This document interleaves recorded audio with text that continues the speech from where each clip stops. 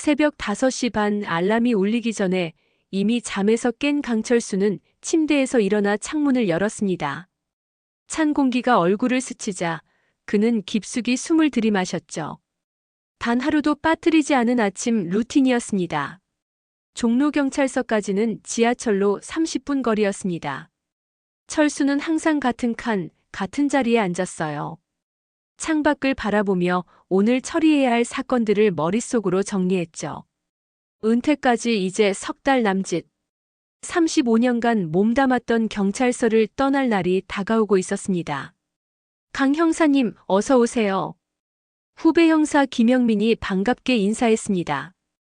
책상 위에 놓인 서류들을 하나씩 펼쳐보며 오늘 하루 일정을 확인했죠.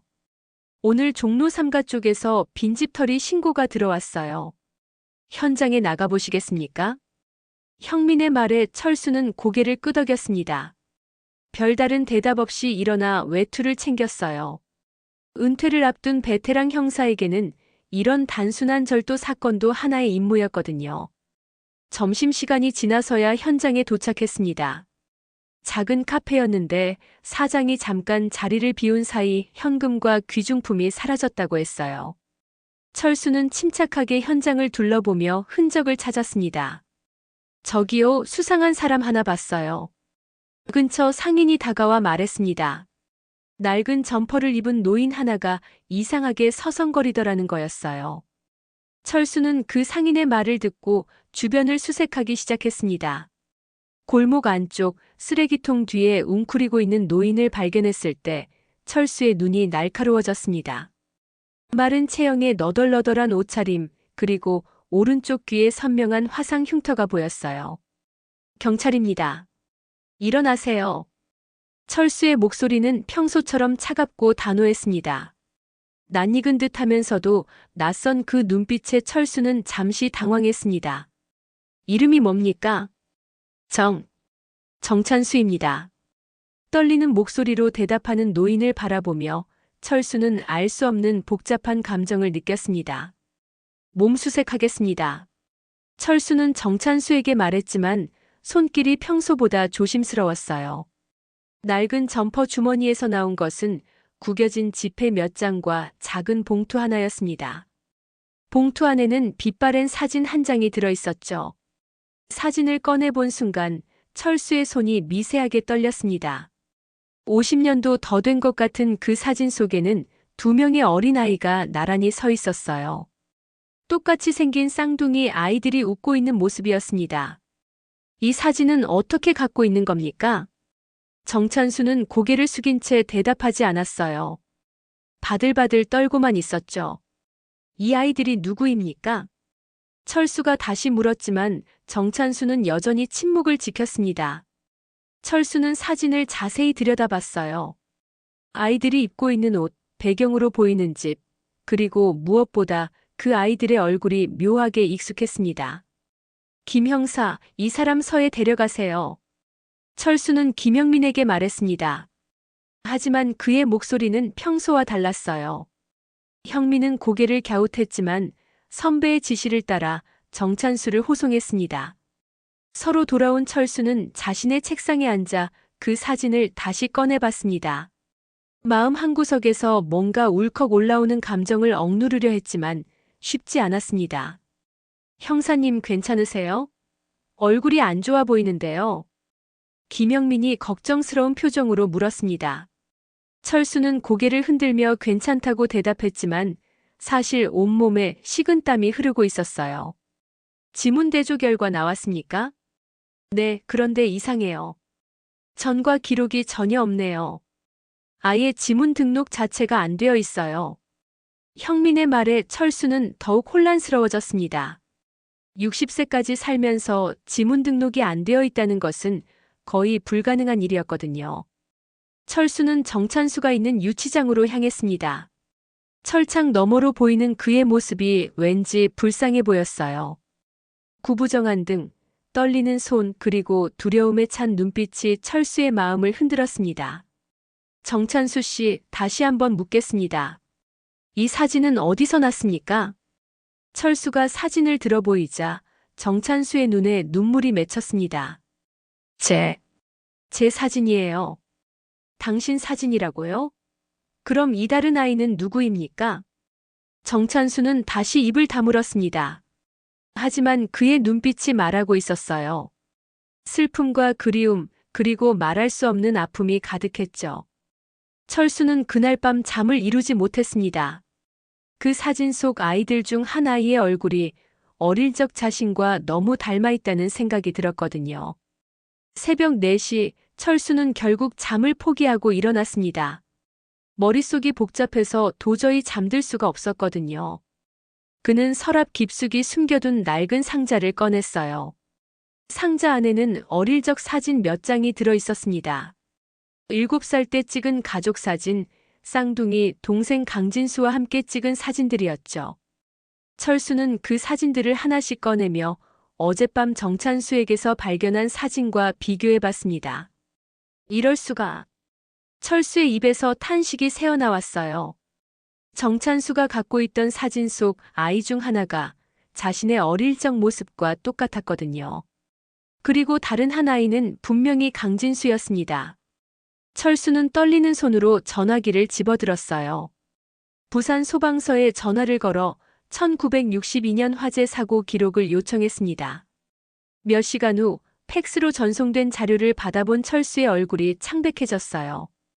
당시 화재 현장에서 구조된 생존자 명단에 강진수라는 이름이 적혀 있었습니다. 중상을 입고 부산 대병원으로 이송되었다고 기록되어 있었죠. 하지만 철수는 자신만 살아남았다고 생각하며 평생을 살아왔거든요. 왜 아무도 말해주지 않았을까? 철수는 온몸이 떨렸어요. 50년 넘게 혼자라고 생각하며 살아온 자신이 바보 같았습니다. 서둘러 옷을 갈아입고 경찰서로 향했습니다.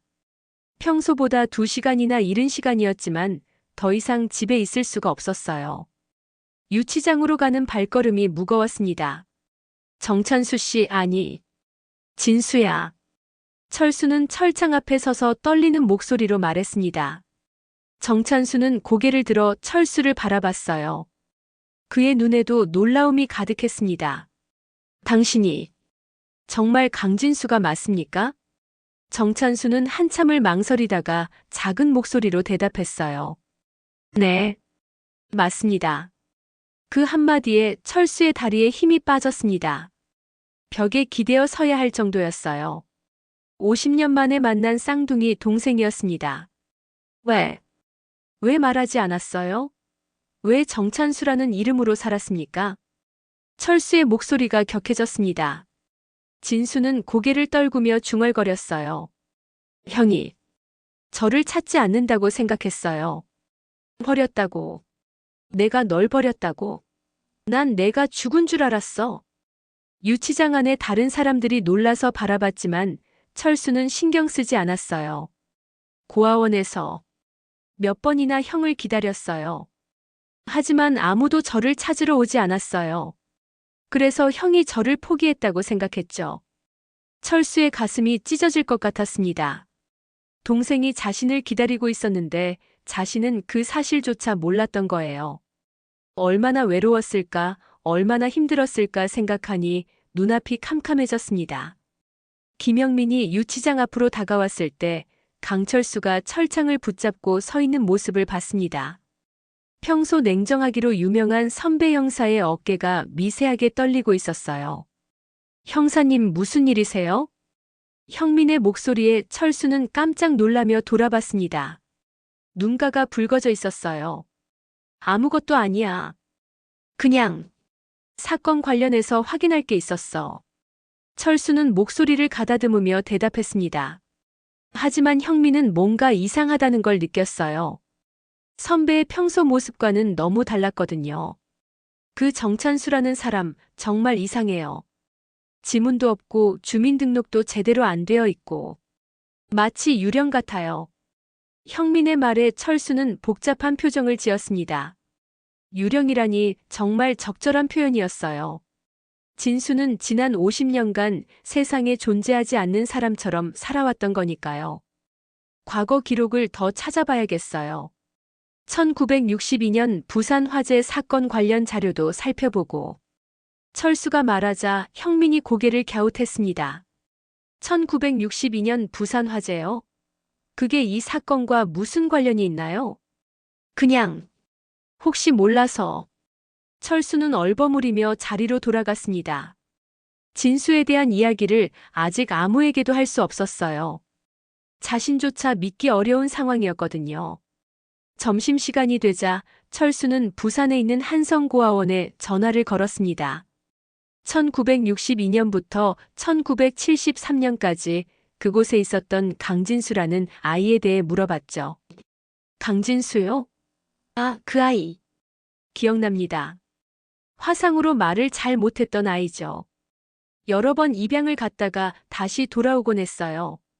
고아원 원장의 말에 철수의 가슴이 아팠습니다. 동생이 얼마나 힘든 시간을 보냈는지 상상이 됐거든요. 그 후에는 어떻게 됐나요?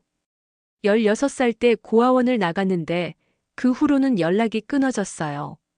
아마 혼자 살아갔을 거예요. 전화를 끊은 후 철수는 한참을 멍하니 앉아 있었습니다. 진수가 16살부터 혼자 세상을 떠돌며 살았다는 생각에 마음이 찢어질 것 같았어요. 오후에 철수는 다시 유치장으로 갔습니다. 진수는 구석에 웅크리고 있었어요. 진수야, 고아원 이야기 들었어. 철수의 말에 진수의 눈이 커졌습니다. 놀라움과 두려움이 섞인 표정이었어요. 왜? 왜 그런 걸 찾아보셨어요? 내가 내 형이니까. 내가 어떻게 살아왔는지 알고 싶었어. 철수의 목소리는 평소보다 부드러웠습니다. 진수는 눈물을 글썽이며 말했어요. 형. 정말 제 형이 맞나요? 꿈이 아니에요? 꿈이 아니야. 난 내 쌍둥이 형 강철수야. 그 말에 진수는 더 이상 참지 못하고 눈물을 흘렸습니다. 50년 넘게 혼자였던 외로움이 한꺼번에 터져나오는 것 같았어요. 철수도 모르게 눈시울이 붉어졌습니다. 평생 감정을 드러내지 않고 살았는데 동생 앞에서는 어쩔 수 없었어요. 가족이라는 게 이런 거구나 하는 생각이 들었습니다. 다음 날 아침 철수는 진수를 위해 따뜻한 국밥을 사왔습니다. 이거 먹어봐. 철수가 국밥을 내밀자 진수는 깜짝 놀랐습니다. 경찰이 용의자에게 이런 음식을 가져다 주는 건 흔한 일이 아니었거든요. 괜찮습니다. 저는 형 말 안 들을 거야? 철수의 말에 진수는 조심스럽게 국밥을 받아들었어요. 떨리는 손으로 숟가락을 들고 한 입 먹자 눈물이 났습니다.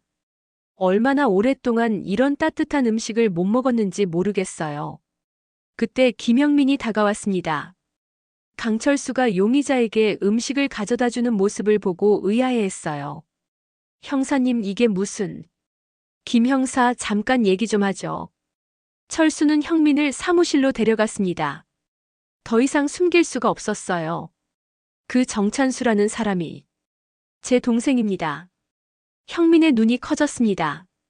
믿을 수 없다는 표정이었어요. 동생이라고요? 그럼 왜 이름이 다른 거죠? 긴 이야기예요. 어릴 때 화재로 헤어졌는데 서로 죽은 줄 알고 살았거든요. 철수는 차근차근 설명했습니다.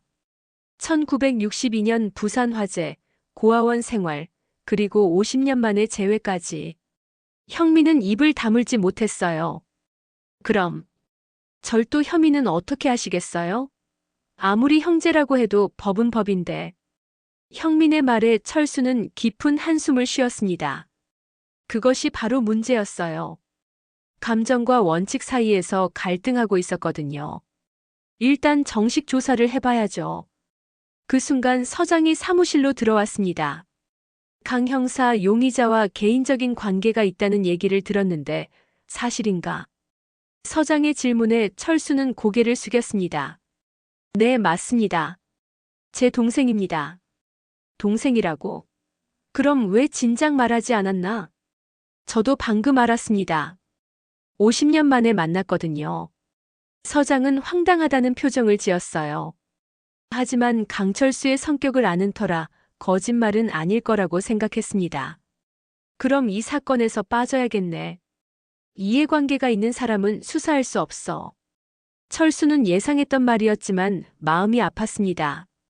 동생을 직접 도와줄 수 없다는 게 답답했어요. 대신 김 형사가 맡도록 하죠. 강 형사는 당분간 다른 업무를 봐. 서장이 나간 후 형민이 조심스럽게 말했습니다. 형사님, 제가 최대한 신중하게 처리해 볼게요. 정 형사님. 아니, 정찬수 씨가 정말 절도를 했는지부터 확인해 보겠습니다. 철수는 고맙다는 인사를 했습니다. 하지만 마음은 편하지 않았어요. 동생의 운명이 다른 사람 손에 달려있다는 게 불안했거든요. 점심시간에 철수는 혼자 유치장 근처를 서성였습니다.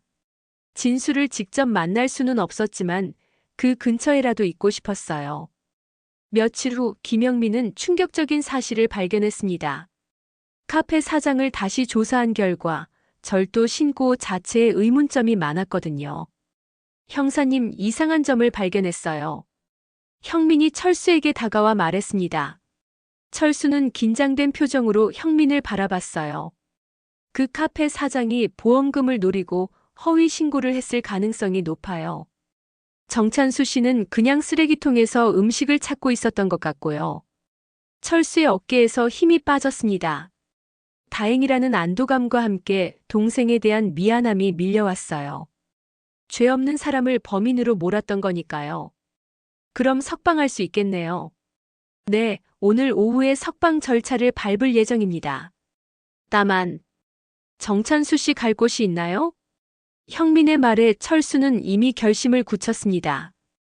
우리 집으로 데려갈 겁니다. 철수는 진수가 석방되는 순간을 기다렸습니다. 유치장 문이 열리고 진수가 나왔을 때 철수는 그를 꼭 안아주고 싶었지만 참았어요. 아직 동료들이 보고 있었거든요. 정찬수 씨. 아니, 강진수 씨. 혐의가 벗겨졌습니다. 자유롭게 가셔도 됩니다. 형민의 말에 진수는 믿을 수 없다는 표정을 지었어요. 정말 자유의 몸이 된 건지 의심스러웠거든요. 우리 집으로 가자. 진수의 눈에 눈물이 맺혔습니다. 50년 만에 듣는 가족의 초대였어요. 철수의 아파트에 도착했을 때 진수는 주눅이 들었습니다. 씻고 싶겠다. 옷도 갈아입고. 철수는 진수를 욕실로 안내했습니다.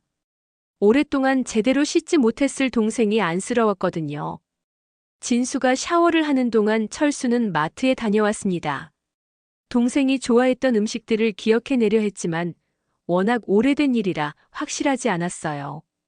1시간 후 진수가 나왔을 때 철수는 깜짝 놀랐습니다. 깨끗하게 씻고 새 옷을 입은 진수의 모습이 어릴 적 동생과 너무 닮아 있었거든요. 배고프겠다. 밥 먹자. 저녁 식사는 조용했습니다. 진수는 조심스럽게 밥을 먹었고 철수는 그런 동생을 바라보며 마음이 아팠어요. 진수야, 이제 여기서 함께 살자. 진수는 고개를 들어 철수를 바라봤습니다. 믿을 수 없다는 표정이었어요. 정말 괜찮을까요? 넌 내 동생이야. 어떤 모습이든 상관없어. 그 말에 진수는 마침내 울음을 터뜨렸습니다. 50년 동안 쌓인 외로움이 한꺼번에 쏟아져 나왔어요. 철수도 더 이상 참을 수 없어서 동생을 껴안았습니다. 며칠 후 경찰서에 소문이 돌기 시작했습니다. 동료들의 시선이 곱지 않았습니다. 강 형사님, 정말 괜찮으세요? 요즘 얘기가 많던데. 후배 형사 하나가 걱정스럽게 물었습니다. 철수는 별말 없이 고개만 끄덕였어요. 가족이라고 해도 범죄자는 범죄자 아닙니까? 경찰이 그런 사람을 감싸는 게 말이 됩니까? 누군가의 수군거림이 들렸습니다. 철수는 주먹을 꽉 쥐었지만 참았어요. 점심시간에 서장이 철수를 불렀습니다. 심각한 표정이었어요. 강 형사, 솔직히 말해봐. 정말 괜찮은 거야? 무엇이요? 동생이라는 사람 말이야. 혹시 너를 이용하려는 건 아닐까? 서장의 말에 철수는 화가 났습니다. 하지만 목소리는 차분하게 유지했어요. 그런 일은 없을 겁니다. 제가 확실히 하겠습니다. 알겠어. 하지만 조심해. 경찰의 신뢰도와 관련된 문제니까. 집으로 돌아온 철수는 진수가 혼자 구석에 앉아 있는 모습을 봤습니다. 그냥 멍하니 앉아 있었어요. 왜 이래? 무슨 일 있었어? 형, 제가 여기 있으면 형한테 피해가 되는 거 아닌가요? 진수의 말에 철수는 당황했습니다. 어떻게 알았을까 싶었거든요. 무슨 소리야? 피해라니? 사람들이 다 알고 있더라고요. 형이 절도범의 형이라고. 마트에서도 사람들이 수군거리고. 진수는 자신 때문에 형이 고생하고 있다는 게 견디기 어려웠어요. 그런 소리 신경 쓰지 마. 시간이 지나면 다 잊혀질 거야. 그날 밤 진수는 조용히 짐을 쌌습니다. 형에게 더 이상 피해를 주고 싶지 않았어요. 50년 만에 만난 형이었지만 자신 때문에 형의 인생이 망가지는 걸 볼 수는 없었거든요. 새벽에 몰래 나가려던 진수를 철수가 발견했습니다. 어디 가는 거야? 형, 미안해요. 진수의 말에 철수는 화가 났습니다. 또 혼자 떠돌겠다는 거야? 형한테 피해만 주잖아요. 차라리 제가 없는 게 나아요. 철수는 진수의 어깨를 붙잡았습니다. 절대 안 돼. 너 없이 또 살 수는 없어. 하지만은 없어. 넌 내 동생이고 난 널 지킬 거야. 철수의 목소리가 높아졌습니다. 평생 감정을 억누르고 살았는데 동생 앞에서는 어쩔 수 없었어요. 다음 날 철수는 서장실로 가서 사표를 냈어요. 강 형사, 뭔 소리야? 은퇴까지 석 달밖에 안 남았는데? 죄송합니다. 개인적인 사정으로. 동생 때문인가? 철수는 고개를 끄덕였습니다. 알겠어. 하지만 명예퇴직으로 처리해줄게. 지금까지 수고한 걸 생각해서. 서장의 배려였습니다. 김영민이 황급히 따라 나왔습니다. 형사님, 정말 그만두시는 거예요? 그래야겠어. 진수가 더 중요해. 형민은 평생 경찰로만 살아온 선배가 가족을 위해 모든 걸 포기하는 모습이 숭고해 보였거든요. 철수가 명예퇴직을 한 다음 날 형제는 함께 부모님 위패가 있는 보훈공원으로 향했습니다. 형, 정말 미안해요. 저 때문에 직장까지. 그만해. 어차피 은퇴할 때가 됐어. 몇 달 일찍 그만둔 것뿐이야. 철수는 태어난 척했지만 35년간 몸담았던 직장을 떠나는 게 쉽지는 않았어요. 하지만 후회는 없었습니다. 보훈공원에 도착해서 부모님 위패 앞에 섰을 때 두 형제는 말을 잃었습니다. 50년 만에 함께 부모님께 인사드리는 순간이었어요. 아버지, 어머니. 잃어버린 아들, 철수가 찾아왔습니다. 철수의 목소리가 떨렸습니다. 진수는 그 옆에서 조용히 눈물을 흘렸어요. 진수도 함께 왔어요. 50년 동안 혼자 힘들게 살았지만 이제 형제가 함께 할 거예요. 두 사람은 나란히 무릎을 꿇고 절을 올렸습니다. 부모님께 그동안 못다한 인사와 앞으로 잘 살겠다는 다짐을 전했어요. 진수야, 우리 옛날 집터에 가볼까? 어릴 적 추억이 있는 곳을 보고 싶었어요. 부산행 기차표를 끊고 내려간 옛 집터는 이미 아파트 단지로 바뀌어 있었습니다. 하지만 근처 공원에는 예전 모습이 조금 남아 있었어요. 여기야, 여기. 우리가 자전거 타던 곳. 철수가 공원 한쪽을 가리키며 말했습니다. 진수는 어리서릿한 표정으로 주변을 둘러봤어요. 공원 구석에서 녹슨 자전거 하나를 발견했을 때 두 사람은 동시에 발걸음을 멈췄습니다. 어릴 적 함께 탔던 자전거와 비슷했어요.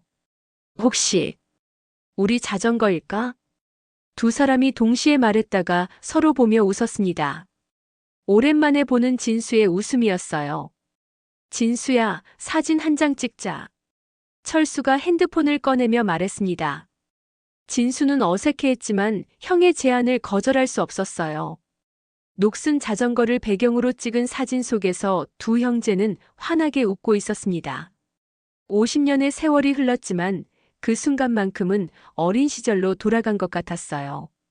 형, 앞으로 어떻게 살아야 할까요? 돌아오는 기차 안에서 진수가 물었습니다. 아직 미래에 대한 확신이 없었거든요. 천천히 생각해보자. 일단 몸부터 회복하고 그 다음에 뭘 할지 정하면 돼. 형은? 일은 어떻게 하실 거예요? 나도 모르겠어. 하지만 걱정 마. 연금도 있고 퇴직금도 있으니까. 철수는 웃으며 대답했습니다. 정말로 걱정하지 않았어요. 동생과 함께 있다는 것만으로도 충분했거든요. 형, 감사해요. 평생 혼자일 줄 알았는데. 나도 마찬가지야. 가족이 있다는 게 이렇게 좋은 줄 몰랐어. 피는 물보다 진하다는 말이 정말 맞는 것 같았어요. 어떤 삶을 살아왔든 잊혀지지 않는 이름이 있었습니다. 바로 가족이었어요. 그날 밤 진수는 처음으로 편안한 잠을 잤습니다.